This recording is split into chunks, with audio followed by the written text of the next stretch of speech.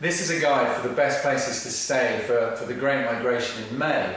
Now May is a major moving month. The herds are really leaving their wet season grazing grounds and heading north. And there's a big movement from the southern plains to the western corridor. So moving really from Moru around here, up this area between the Mbalageti and Grumeti rivers, into this area called Grumeti, the heart of the western corridor really.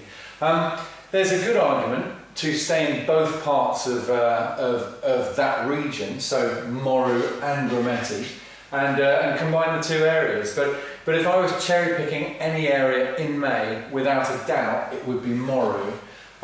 So talking about best places to stay, well, first things first, you can forget expensive prices in May.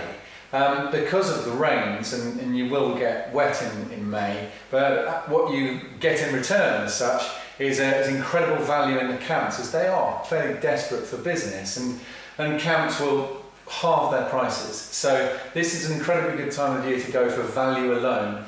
It's also sees the herds moving through the heart of the park, fantastic cat concentrations in those areas. So a very good argument to say that because there's virtually no one around, yes, the area can be a little bit more difficult to traverse because of rain and muddy areas, but overall, this is a great time of year to see a very quiet Serengeti.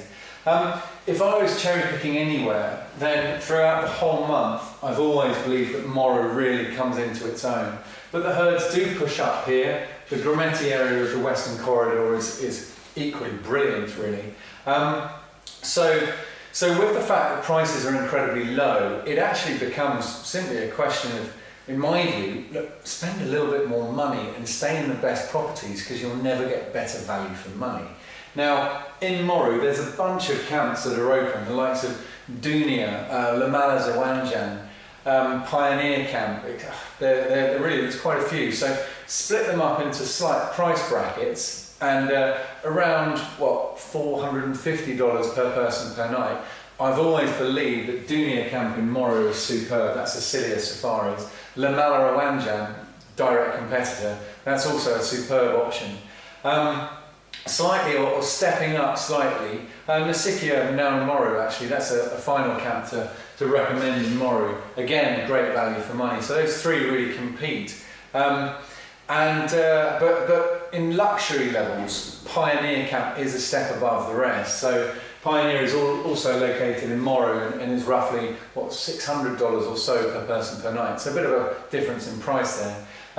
In the western corridor itself, Grumeti River Camp, run by Ambiond, is the most luxurious property around the western corridor, and again, very good value for money. I think Grumeti is outstanding at this time of year. And one thing I love doing, a few nights down here and a few nights here. And the final place to mention, to be honest, is the top end of the price bracket. And here you've got the Singita Private Reserve here, the likes of Singita Faro, very roughly $900 per person per night. Very expensive camp, but my goodness, is it good. You've then got their sister properties of Singita Sabora and the flagship camp as such, which is the permanent lodge of Sasakwa. And really, Singita is known for its sheer levels of luxury. They're the most luxurious company in Africa. So you'll pay to go there, but you will get one heck of an experience. And I think that really summarises May.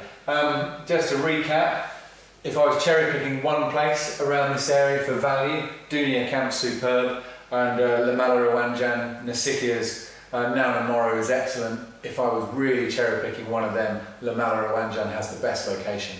And then stepping up slightly, you've got Pioneer Camp here, but Grumeti River Camp in the western corridor is amazing.